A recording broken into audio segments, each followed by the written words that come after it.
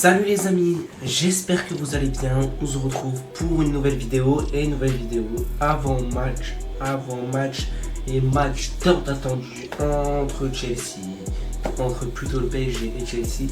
Avant-match, entre ce match très important, match incroyable, match qui va être sous haute intensité, match qui va être hypant, match qui va être incroyable. Voilà, match qui va très bien. J'espère qu'on va gagner. J'espère vraiment qu'on va gagner. J'espère qu'on va retrouver notre PSG. Parce que les mecs, pour moi, si on bat Chelsea avec la manière et avec notre PSG habituel, pour moi, c'est un signe du retour, du back-to-back. Pour moi, je vous dis, si on bat Chelsea avec la manière, c'est un signe du retour qu'on peut faire, le back-to-back. Moi, je vous le dis. Voilà. Et du coup, je pense que ça va faire un déclic dans les joueurs et peut-être que on va faire une fin de saison incroyable. Je ne suis qu'un homme. Voilà. Donc, avant match entre Chelsea et le PSG, je vous rappelle que Chelsea nous avait climatisé. L'erreur de Nuno Mendes. Si j'ai des petits souvenirs. Qui temporise, qui frappe, quel retour. Il nous avait climatisé. Ouais. Il nous avait climatisé. Alors, j'espère que vous allez bien, j'espère que vous portez bien. On va tout simplement parler comme d'habitude, vous savez, des derniers matchs de PSG et du Chelsea. On va parler des joueurs de Chelsea. Pour le PSG, on va parler des derniers matchs du PSG, du classement du PSG, des points négatifs du PSG parce qu'il y en a ces derniers temps, de la tactique du PSG, de la composition probable du PSG et du pronostic entre ce match. Voilà, pour Chelsea, on va parler des derniers matchs de Chelsea, du classement de Chelsea, des joueurs de Chelsea, parce qu'ils sont des très bons joueurs, de la tactique de Chelsea et des pronostics. Donc voilà ce qu'on va dire pour Chelsea. Ok, donc on va sans plus tarder commencer et on va commencer par parler des joueurs de Chelsea. Et oui les mecs, parce que Chelsea c'est une très bonne équipe, hein. Moi je vous le dis, il faut pas sous-estimer Chelsea, malgré que il y a quelques supporters de Chelsea qui sont pas hyper contents de Pedro Neto d'après ce que j'ai entendu, mais voilà, mais c'est comme ça. Mais ils ont des très bons joueurs. Parmi ces joueurs, il y a Cole Palmer, il y a Estevao, le jeune crack brésilien, il y a João Pedro qui est très bon en avant-centre, en neuf. Il y a Cucurella qui est très bon à son poste, et Cucurella pour moi fait partie de l'un des meilleurs joueurs à son poste, oui, j'ai peur de te le dire. T'as Nicolas Jackson qui est très bon aussi, voilà. Je sais, il est pas allé au Bayern lui. Je crois qu'il est allé au Bayern, le mec. Je dis pas de bêtises. T'as Rhys James, et moi Rhys James c'est l'un des joueurs qui je dois me méfier. Et on a Moïse Caicedo. Il y a des très bons joueurs. Caicedo c'est un très bon milieu de terrain. Rhys James c'est un très bon défenseur. Nicolas Jackson c'est un avançant, mais je crois qu'il est parti au Bayern, donc on peut oublier. Cucurella c'est un très bon joueur à son poste. João Pedro c'est un très bon joueur aussi. Et c'est pas aussi. Donc Chelsea c'est pas que un joueur. Chelsea tu devras pas surveiller que un joueur. Chelsea on devra surveiller plein de joueurs, parce que les mecs il y a de la technique, hein. Les Cole Palmer, les Estevao qui est jeune mais qui est très fort aussi, les Caicedo, les João Pedro. Il y a de la technique, il y a du physique, parce que les mecs c'est une équipe de Chelsea qui est très physique. Pour ceux qui ne savent pas, la première ligue, je vous apprends bien, c'est très physique là-bas. Chaque match tu le joues pour le titre là-bas. Chaque match tu te bats pour une place qualificative en Europe, quelle qu'elle soit. Donc voilà, donc ce sera un match très serré. Nous on n'est pas au mieux, le PSG on le sait. On a des faiblesses, mais voilà, là je voulais revenir sur les joueurs de Chelsea. Ils ont une très très belle équipe, faut pas les sous-estimer. Hein. Faut pas sous-estimer Chelsea, faut pas dire qu'ils sont nuls, faut pas les sous-estimer parce que Chelsea, je le répète, ont une très très très bonne équipe. Et ils peuvent nous faire très très mal, je vous le répète. Voilà les derniers matchs de Chelsea. Commençons par Chelsea. Alors, Chelsea, ils ont joué hier en FA Cup Ringsan, je sais pas comment ça se dit. Ils les ont battus 4-2. Alors, il y a eu 2-2 et ils ont mis 2 buts en prolongation. Enfin, après prolongation. Et en plus, les autres, ils ont eu carton rouge. Mais donc, Chelsea a battu cette équipe en FA Cup. Et du coup, voilà. Mais ça veut rien dire. Le match contre le PSG sera totalement différent. Alors, en première ligue, le 4 mars, 4 mars, c'était quand? C'était mercredi. Ils ont joué à Aston Villa et les ont battus 4-1, victoire 4-1 de Chelsea. On n'a pas. Ils ont perdu 2-1 contre Arsenal. Arsenal, les ont battus. C'était un match serré. Chelsea-Burnley, 1 partout. On voit que Chelsea mange beaucoup de cartons rouges dans la gueule. Attention. Il mange beaucoup de cartons rouges dans la gueule. Chelsea-Hull 4-0. En première ligue encore. Non, ça c'était en FA Cup contre Hull. En première ligue, Chelsea-Leeds 2-2. Les mecs, ils ont fait 2-2 atroces. Je sais même pas comment ils ont réussi à faire 2-2. Contre les Wolves, ils les ont battus 3-1. En FA Cup, ils ont perdu. En EFL Cup, ils ont perdu contre Arsenal 1-0. Donc éliminé. Ils ont battu 3-2 West Ham. Ils ont battu 3-2 Naples en Ligue des Champions, la phase de la Ligue, la dernière journée. Parce que je vous rappelle que Chelsea n'a pas joué les barrages, parce qu'ils étaient directement qualifiés, pas comme nous. Hein, voilà. Ils ont battu Crystal Palace 3-1. Ils ont gagné 1-0 contre le Baos. Ils ont battu 2-0 Brentford. Et pareil en EFL Cup, ils ont perdu 3-2 le match aller contre Arsenal. Voilà pour Chelsea. Et en termes de classement pour Chelsea, je crois ils étaient 6ème quand moi j'ai regardé. Là, ils sont actuellement 5ème. On voit qu'ils ont remonté. Ils sont devant Liverpool. Attention, ils sont devant Liverpool et c'est la place pour l'instant qui leur garantit l'Europe. Mais je sais pas quelle. Qualification Ligue Europa. Phase de Ligue. Donc, ils se qualifient pour la Ligue Europa au moment où je vous parle ici. Voilà, ils sont qualifiés pour la Ligue Europa. S'ils lâchent pas leur 5ème place, ils sont en Ligue Europa, c'est sûr. Aston Villa pour l'instant c'est en Ligue des Champions. Manchester United en Ligue des Champions aussi, intéressant. Manchester City en Ligue des Champions et Arsenal bien sûr en Ligue des Champions. Donc voilà ce que ça donne pour le classement de Première Ligue. Liverpool pour l'instant sont qualifiés dans aucune Coupe d'Europe parce qu'ils sont 6ème. Et Liverpool ça va très très mal. Attention, Liverpool c'est pas tip top hein, parce que pour le calibre de Liverpool, 6ème c'est grave. Et Newcastle aussi 12ème. Newcastle c'est atroce. Et côté PSG, vous voulez que je vous dise quoi? On a perdu le vendredi 3-1 contre Monaco, on s'est fait torcher, on s'est fait péter le trou de balle contre Monaco, voilà, 3-1, défaite, hein. Encore une fois, on ne propose pas de solution, encore une fois, il y a des joueurs qui sont laissés tout seuls, encore une fois, on joue mal notre football, et encore une fois, on joue pas au football, et moi je prends pas trop de plaisir d'avoir cette équipe du PSG là, parce que moi je pense savoir quel est le problème. Notre mercato a été raté, déjà. Vite fait, hein. Je vous fais vite fait. Notre mercato a été raté. Ce qui fait que les joueurs se sont sortis trop à l'aise, ils n'ont plus de concurrence, ils se sentent trop à l'aise, ils se disent bon, je vais être forcément titulaire. Ce qui fait qu'il y a un relâchement, ce qui fait qu'il y a une moins bonne concentration, ce qui fait qu'il y a une moins bonne application, ce qui fait que. Voilà. Donc pour moi c'est ça. Ça vient de là. Pour moi ça vient de là.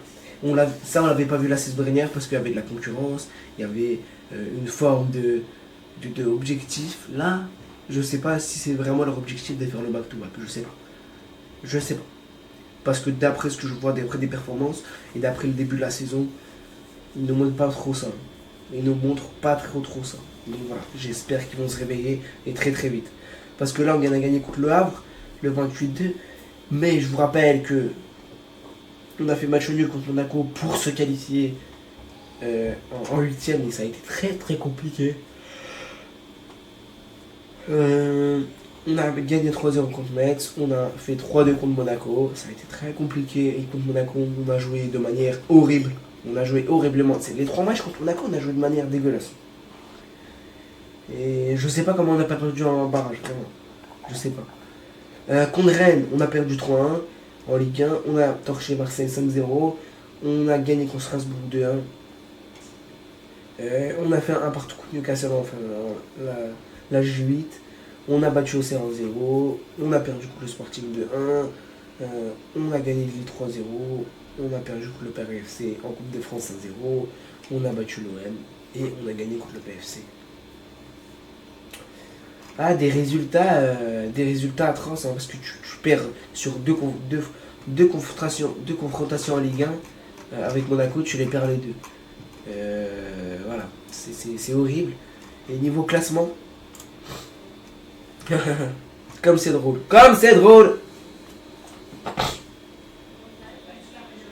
Bah là aussi, je joue pas joué. Là aussi, je joue à 15h aujourd'hui. Au moment où je tourne la vidéo contre les beaux vieux Messois. Donc, apparemment, ils vont gagner. Ils vont nous. Enfin.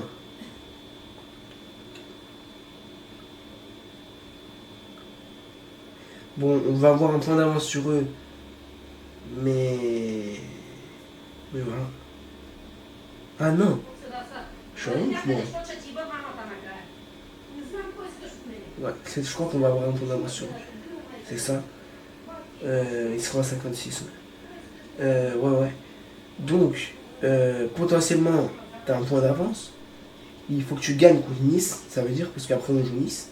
Enfin, après la double confrontation contre Chelsea, parce que de base on jouait Nantes, mais vous m'avez compris. Après les deux confrontations contre Chelsea, le week-end du 17, on joue, je crois que ce sera le 21, on joue Nice. Faudra les torcher. Nice qui sont ils sont 15e avec ton respect. Voilà. Donc faudra les battre. Donc voilà pour les PSG. Un PSG, comme je vous l'ai dit, pas très rassurant. Un PSG avec lequel je ne suis pas rassuré. Un PSG avec lequel j'ai peur. Et j'ai pas peur de le dire, j'ai peur. J'ai peur parce que moi ça me rassure pas. Ça me rassure pas. J'ai rien vu de rassurant côté PSG. J'ai rien vu. J'ai rien vu. Mais voilà. On va passer sur l'analyse de ce match de la Coupe du Monde des clubs parce qu'on a joué au Chelsea. Ça commence très très mal. Hein. Déjà, alors, on va commencer par dire la stratégie de Chelsea a été simple. La stratégie de Chelsea a été très très simple. On dégage. Sanchez, le gardien, dégage sur les ailes. Il y a un contre un ailier contre notre ailier. Donc, pourquoi il dégageait? Pour battre notre première ligne de pression. Et ensuite, pour partir. C'est ce qu'ils ont fait. Et ils l'ont très bien fait. Parce que, on va voir après une action où Sanchez dégage la balle, par exemple. Je vous donne un exemple. Sanchez dégage la balle. Malo Gusto ou Joao Pedro, je sais plus c'était qui.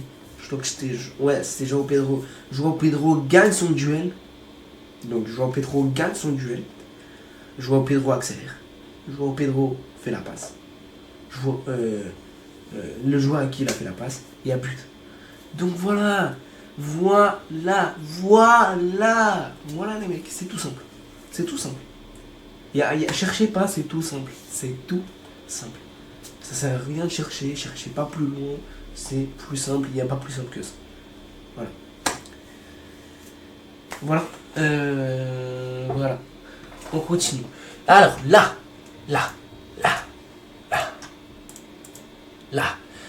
Là, à la 7e minute et 32e seconde de jeu, on a Cole Palmer qui se balade, il se balade dans la surface. Tu vois, ils sont tous en train de le regarder. Personne met le pied. Personne. Ils sont tous omnibulés par le ballon, ils sont tous en train de le regarder. Du coup, il n'y a personne qui met le pied. Du coup, il frappe, ça va en pleine lucarne. 1-0 pour Chelsea. Mais, il y a hors-jeu. Il y a hors-jeu, heureusement. Parce que la frappe est magnifique. Et voilà. Donc, personne ne le prend. Tout le monde regarde le ballon. Personne ne le prend. Tout le monde est omnibulé par le ballon. Comme d'habitude, personne ne le prend. 1-0 pour Chelsea. Et là, on va arriver à ce que je vous dis. On va arriver au moment où je vous ai donné l'exemple. Dégagement de Sanchez, de Robert Sanchez. Je crois que ça va être comme ça. Dégagement de Sanchez. Donc ça va aller sur João Pedro. Donc magnifique dégagement de Sanchez parce que lui est à l'aise au pied. Malgré que quand tu le presses, hein, c'est autre chose. Hein, donc il faudra le presser. Duel perdu par Nuno Mendes. Et Nuno Mendes qui ont été en 1 contre 1. On sait que Nuno Mendes en 1 contre 1 c'est compliqué.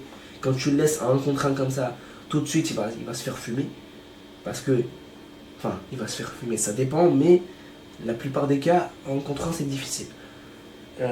Donc là, il gagne pas son duel, il rate son duel. João Pedro le gagne son duel et du coup il va avancer là-bas où est la flèche avec la balle. Est-ce que je vous surprends si je vous dis ça? Moi je vous dis que non. Regardez après ce qui va se passer. Oh merde, il s'est retrouvé là. Comment ça se fait que João Pedro a gagné son duel? Il s'est retrouvé là-bas. On est 1, 2, 3. Dans la surface, on est 3 contre 3. On a un 4e joueur de Chelsea qui arrive, Cole Palmer. Donc, ce qu'il va faire, Fabian Ruiz est en retard et il n'a pas vu l'appel de Cole Palmer là-bas. Ce que ça va donner João Pedro fait la passe à Cole Palmer. Cole Palmer a tout le temps pour finir. Il n'y a personne qui met son pied encore une fois. Comme on est sur FIFA, comme on est sur un match amical, hein, il n'y a personne qui met son pied. Hein, et du coup, on le laisse frapper comme d'habitude. Hein. Personne qui met son pied, on s'en fout. Laisse frappe, vas-y, frappe Macanaï, frappe Macanaï, frappe. Et du coup, on le laisse frapper. Voilà.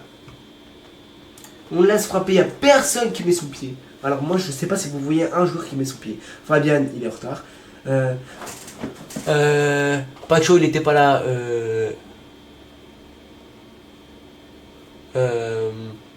Beraldo, non, Pacho, je sais pas si elle était là. Beraldo était en retard. Hakimi était en retard. Après, je sais pas si c'est Nuno Mendes, Pacho, je vois pas. Pacho, je crois. Mais...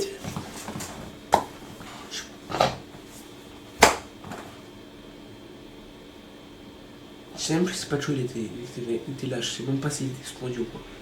Et voilà, personne met son pied. Donnarumma est battu. Tu veux faire quoi? Vous voulez faire quoi? Les mecs, là il faudra être agressif, il faudra mettre son pied, il faudra mettre de l'intensité, il faudra remettre de l'envie, il faudra remettre du pressing, il faudra remettre une très bonne défense, il falloir s'aider, s'entraider entre le milieu et l'attaque, entre l'attaque et la défense, entre le milieu et la défense, il va falloir s'entraider. Il va falloir essayer de faire des prises à 2, des prises à 3.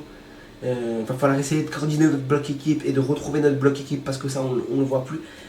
Il y a beaucoup de choses qu'il va falloir faire. Il y a beaucoup de choses qu'il va falloir faire si on veut gagner ce match. Parce que sinon, si on joue comme on a joué, je le répète, avant, on est dans la... On est foutu. On est foutu. Donc là, on a joué totalement comme des pitres, hein, mais ça pouvait se comprendre, il y avait de la fatigue.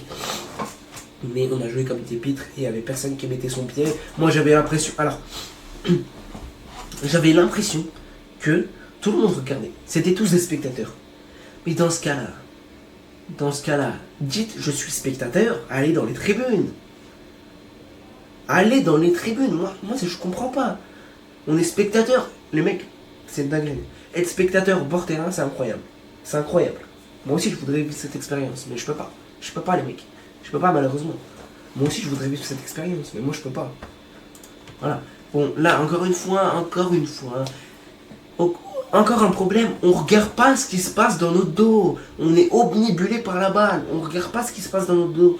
Et ça, on le fait encore et encore cette saison. Contre Monaco, on regarde pas ce qui se passe dans notre dos. On met des ballons déviés.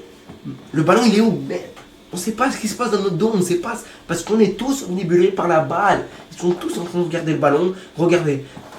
Le joueur ici est en train de regarder la balle. Beraldo, il fixe la balle. Là, on fixe la balle. Partout. Là, on fixe la balle. Là, on fixe la balle. Là, on fixe la balle. On est partout omnibulé par la balle. On est partout omnibulé par la balle. On est omnibulé par le balle. Mais il faut pas faire ça. Il faut qu'il y ait quelques joueurs qui regardent ce qui se passe. Mais il y a des joueurs qui doivent aussi courir derrière. Il y a des joueurs qui doivent regarder à droite, à gauche. Derrière. Devant, regardez derrière votre dos, putain, bordel. Désolé pour l'expression, mais vraiment, là on voit Cole Palmer qui fait un appel, il est tout seul. Il est tout seul. Il n'y a personne qui voit Cole Palmer. Il y a personne qui voit Cole Palmer.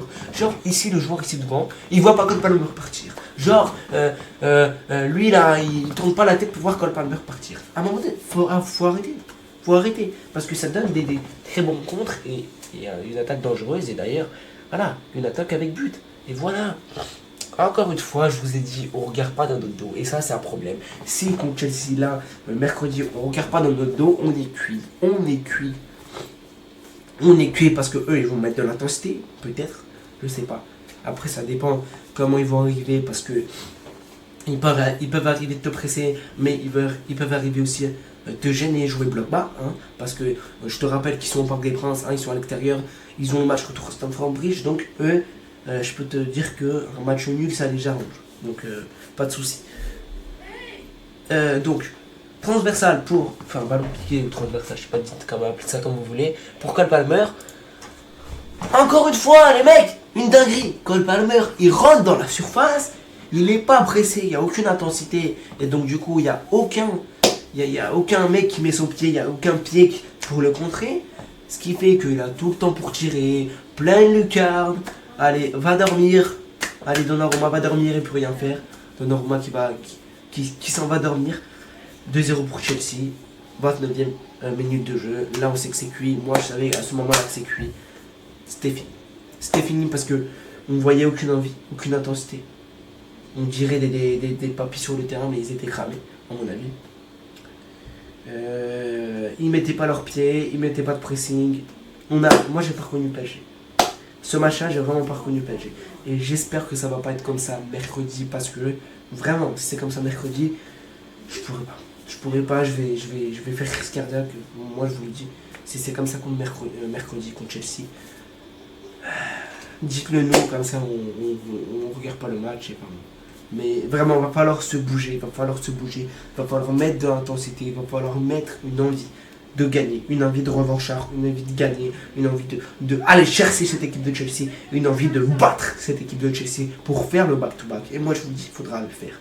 Il faudra aller les battre si tu veux faire le back-to-back. Faudra aller prendre de l'avance pour quand tu seras à Stamford Bridge, parce que Stamford Bridge, je vous le rappelle, c'est un stade très compliqué.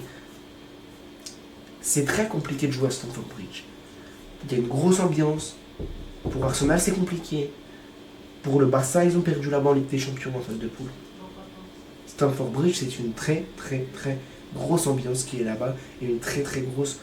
En fait, Chelsea, là-bas, en 2016, ils sont exceptionnels. Donc, il va falloir vraiment prendre de l'avance au Parc des Princes. Et vraiment pas de choke au Parc des Princes. Vraiment. Que je vois pas des ballons déviés par-ci par-là et des buts après. Hein. Moi je vous le dis, faut arrêter avec ça aussi. Hein. À chaque ballon dévié, on se prend un but, arrêtez un peu. Donc, magnifique frappe de Cole Palmer. Encore une fois, bah ouais, on regarde pas ce qui se passe dans notre dos. Appel de João Pedro dans notre dos, Beraldo il est omnibulé par le ballon. T'as Nuno Mendes qui est omnibulé par le ballon. Passe dans le dos pour João Pedro dans l'intervalle. C'est bien sûr, c'est ouvert. Hein. C'est ouvert. Pourquoi c'est ouvert? Hein, moi je me pose la question, pourquoi il y a un boulevard et pourquoi il y a un champ comme ça, on dirait c'est une porte pour passer, bah passe, vas-y. Il y a une porte, ils ont laissé une porte pour passer, moi je comprends pas. L'alignement était bancal, hein. Vraiment l'alignement des fois c'est pas été bancal sur ce match-là. Donc passe dans l'intervalle, allez vas-y, va jouer au Pedro, contrôle orienté. On apprend ça au U12, au U13, contrôle orienté, face à face avec le gardien, lob. Fin de l'histoire. Fin de l'histoire. Il n'y a pas plus facile. Il n'y a pas plus facile. Il n'y a pas plus facile que ça. Il n'y a pas plus facile que ça. Et toi en face, tu faisais rien. Tu faisais rien. Tu faisais des fautes. Tu faisais le nerveux. Tu faisais l'agacé. Tu faisais le bandit. Tu faisais rien. Tu faisais rien. Des tocards. Des tocards. On faisait rien. Voilà. Forcément, ils vont être heureux. Forcément. Ils sont en train de gagner 3-0. Ils sont en train de battre le PSG 3-0. Voilà.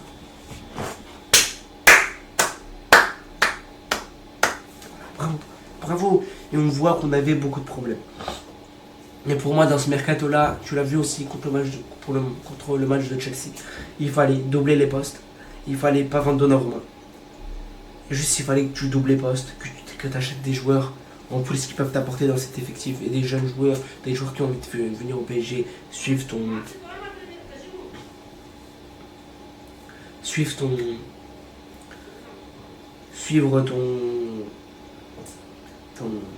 idée, ta philosophie. Fallait doubler les postes et fallait juste faire un bon recrutement. Mais là, dans le recrutement, tu t'es raté. T'as vendu Donnarumma déjà, c'est un raté. Tu sais pas pourquoi tu l'as vendu. Pour Lucas Chevalier, au final, Lucas Chevalier se retrouve avant. Donc mauvais choix de casting, mauvais mercato. Zabarni commence à prendre des couleurs, mais Zabarni c'est compliqué. Ouais, mais je vais pas tomber sur Zabarni, mais moi je crois en Zabarni, mais Chevalier là, vous savez, on lui dit quoi à Chevalier? Quand il est sur le banc, on lui dit t'es définitivement numéro 2. T'es définitivement le numéro 2 de cette équipe du PSG. Mais moi, vous savez quoi qui me saoule? Vous savez c'est quoi qui me saoule? C'est qu'on a payé Chevalier 50 millions. 50 patates pour Chevalier. 50 patates. Alors qu'on a vendu Donnarumma moins cher. On a vendu Gigio moins cher. Je sais pas si on se rend compte. C'est une dinguerie. C'est une dinguerie. Pour moi, c'est une très très grosse erreur. Alors après, à voir. Peut-être que la saison prochaine, Lucas Chevalier sera un nouveau titulaire, je sais pas. Mais là, c'est compliqué. Et là, je le vois vraiment pas être titulaire jusqu'à la fin de la saison, Lucas Chevalier.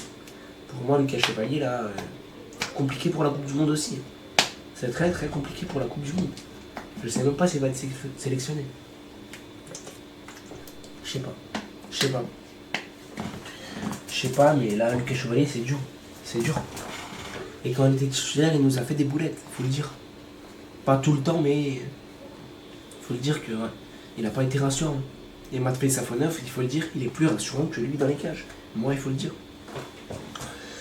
Donc voilà, on part sur cette image la dernière. C'était la sélection du PSG. Centre de Désiré Doué. Reprise de volée de Dembélé. Manchette de Sanchez. Mais qu'est-ce que vous voulez faire? Mais qu'est-ce que vous voulez faire? Même ça, on n'arrive pas à le mettre à 2 mètres des cages.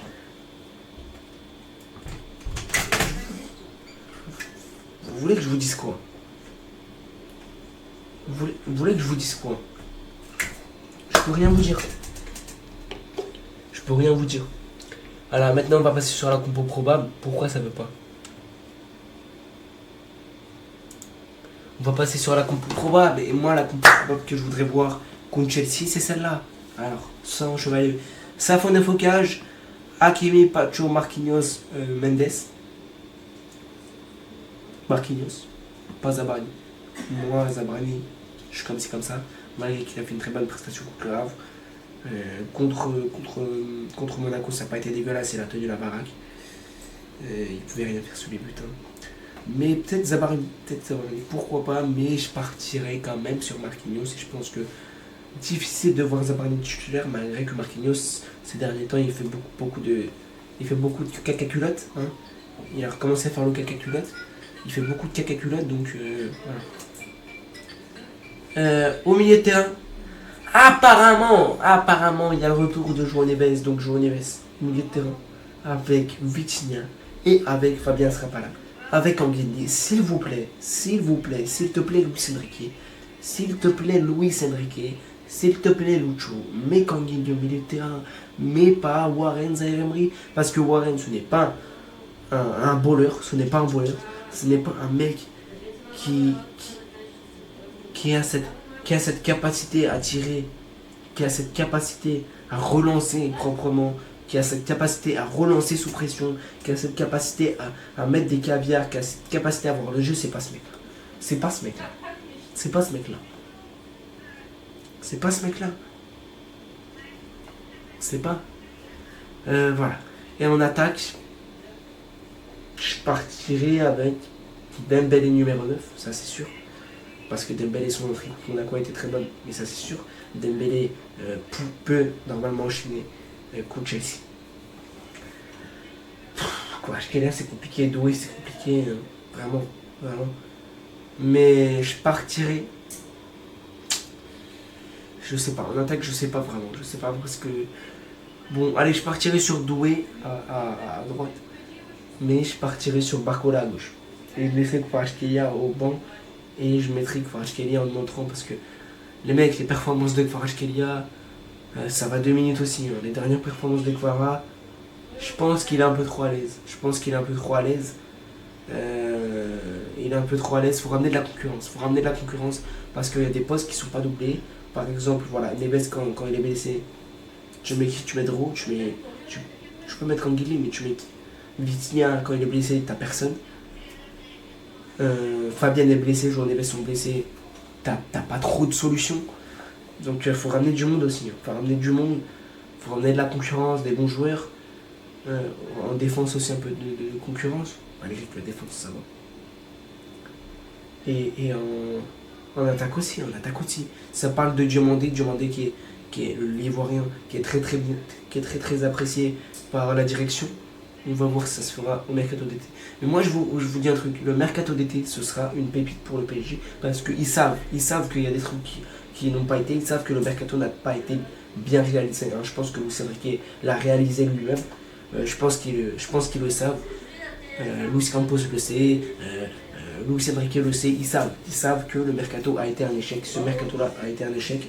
Donc pour moi, il y aura beaucoup de recrutement et pas qu'un peu pour renforcer un peu cette équipe. Alors peut-être beaucoup, j'abuse, mais il y aura du recrutement quand même. Il y aura assez. Moi, je vois quand même un bon mercato du PSG et j'espère qu'ils vont nous faire un bon mercato. Pronostic. Je vois le PSG battre Chelsea 2-1 ou 2-0. Je vois 2-1 ou 2-0 pour le PSG. Je vois un match compliqué. Hein. Je vois pourquoi je vais dire 2-1. Je vais dire 2-1 parce que je vois un match serré. Et je le vois quand même gagner 2-1. Et si on gagne 2-1 et qu'après à Stamford Bridge tu réussis à tenir ou tu fais un 2-2,